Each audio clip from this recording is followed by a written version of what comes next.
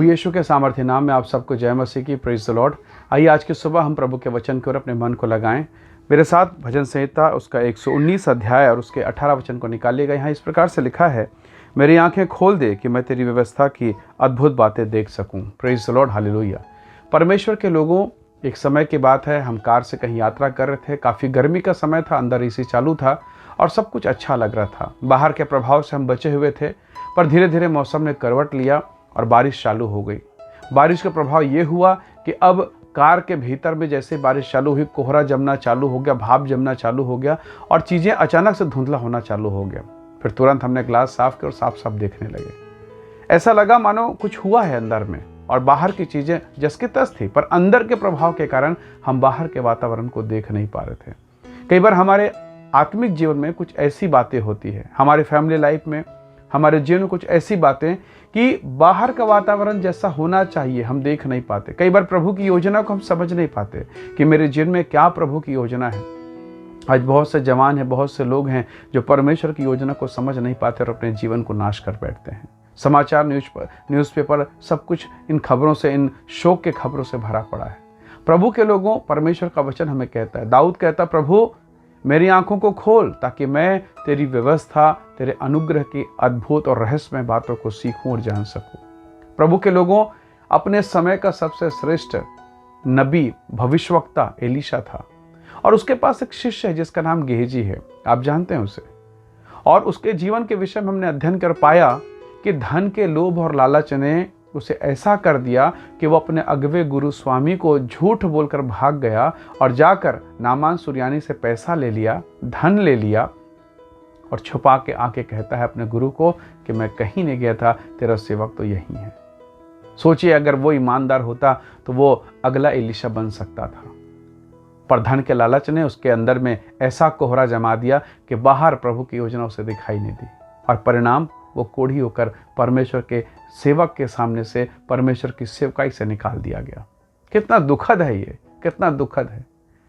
बिलाम को आप जानते हैं, अपने समय का श्रेष्ठ भविष्यवक्ता, लोग डरते थे उससे, पर धन पैसे के लालच ने, संपत्ति के लालच ने उसे ऐसा बना दिया कि जिस गधी पर बैठकर वो जा रहा है वो गधी स्वर्गदूत देख रही है, पर नबी को स्वर्गदूत दिखाई नहीं दे रहा है। अब आप जरा सोचिए, वो गधी अभिषिक्त है या ये अभिषिक्त है। कितना शोक और दुख का विषय है कि अंदर में धन के लालच ने उनकी आंखों को अंधा कर दिया और वो देख नहीं पा रहे हैं। कभी कभी डर, भय, चिंता, संसार की बातें हमारे सामने इस कदर फैल जाती है कि हम प्रभु को देख ही नहीं पाते, उसकी योजना को समझ नहीं पाते हैं। 3.5 साल जीवन बिताया प्रभु यीशु मसीह के साथ। प्रभु के साथ समय बिताना, सोचो हम लोग तरस रहना, प्रभु 1 मिनट 1 सेकंड का दर्शन मिल जाए। 3.5 साल उनके साथ रहे, वचनों को सुना, सब बातों को सुना, पर जैसे ही उनके जीवन में गत्समनी का अनुभव आया, दुख और कोड़ा और पीड़े का अनुभव आया, यीशु को छोड़ के भाग गए। इम्माउस जा रहे हैं, प्रभु उनके साथ साथ चल रहा, दिखाई दिया? नहीं दिखाई दिया। जब उनकी आंखें खुली, नहीं खुली। तो कितनी बार है डर, भय, चिंता, संसार की बातें हमें इस कदर अंधा कर देता, आंख है पर दिखाई नहीं देता, इस कदर अंधा कर देता है कि हम प्रभु की योजना को समझ नहीं पाते हैं। प्रभु के लोगों, दाऊद ने ऐसा गुनाह कर दिया जिसके विषय में आपसे बात नहीं कर सकता। उसने वो छत पर गया और वो किया जो उसे नहीं करना चाहिए। हाँ, पर जब आंखें खुली, जब समझ आई, तब उसने कहा कि प्रभु मेरी आंखों को खोल दे ताकि मैं तेरी व्यवस्था की अद्भुत बातों को देख सकूं। प्रभु के लोगों, कई बार आप और मैं हड़बड़ी करते हैं। आज प्रभु से प्रार्थना किया, कल प्रार्थना किया, चंगाई नहीं मिली, आशीषें नहीं मिली, जीवन में शांति नहीं आई और हम हड़बड़ा जाते हैं। हम मानो हम जल्दी में हैं। रुकिए, शांत होइए। सोचिए, ठंड के मौसम में जब सुबह सोकर उठते हैं कितना धुंध और कोहरा रहता है, तो क्या आप फिर से अपने कमरे में चले जाते हैं कि सुबह नहीं हुई? नहीं, आपको मालूम है सुबह तो हुई है, सूर्य भी निकला है, उसका प्रकाश हल्का सा है, लालिमा सा दिख रहा है। सूर्य की रोशनी, उसके तेज में कोई अंतर नहीं है, वो अपने स्वभाव और प्रभाव में है। पर जब आप समय देते हैं, धीरे धीरे सूर्य का प्रभाव बढ़ेगा, रोशनी का तेज बढ़ेगा और धीरे धीरे वो सारा कोहरा, वो सारा धुंध हट जाएगा, छट जाएगा और चीज़ें साफ साफ दिखाई देंगे। परमेश्वर के लोगों, हो सकता है आपके जीवन में दुख हो, क्लेश हो, पीड़ा हो। आज आप अकेलेपन, एकाकीपन के दौर से होकर गुजर रहे हैं। बहुत संभव आप पीड़ाओं से होकर गुजर रहे हैं। पर क्या यहाँ पर हड़बड़ी से कुछ किया जा सकता, सुधारा जा सकता है? नहीं। धीरज धरिए, प्रभु को देखिए।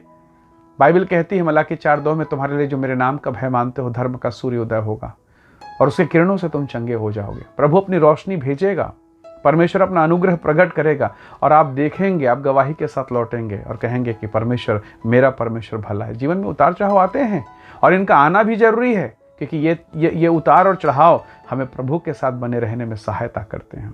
प्रभु के लोगों, याद रखिएगा, प्रभु के साथ चलकर, प्रभु के साथ रहकर भी यहूदा इस्करियोती पैसों की झोली रखकर भी अपने आप को ईमानदार नहीं बना सका। प्रभु से बहुत कुछ देता। सोचिए, अगर यहूदा इस्करियोती 30 चांदी के सिक्के में अगर यीशु मसीह को नहीं बेचता तो क्या होता?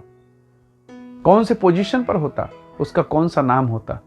पर धन और संपत्ति के लालच ने, पैसे के लालच ने उसे सुसाइड करने पर मजबूर कर दिया। प्रभु के लोगों, अंधकार की शक्ति ऐसी ही है कि वो लोगों को, जवानों को बहकाता है, पाप में फंसाता है और फिर वो लज्जित हो जाते हैं। आइए आज के सुबह हम प्रभु से कहें, प्रभु हमारी आंखें खोल पिता, हमारी समझ को खोल, हमारी आत्मिक बुद्धि को खोल, ताकि हम आपके अनुग्रह को, आपकी योजना को समझ सकें और धीरज से आपका रास्ता देख सकें।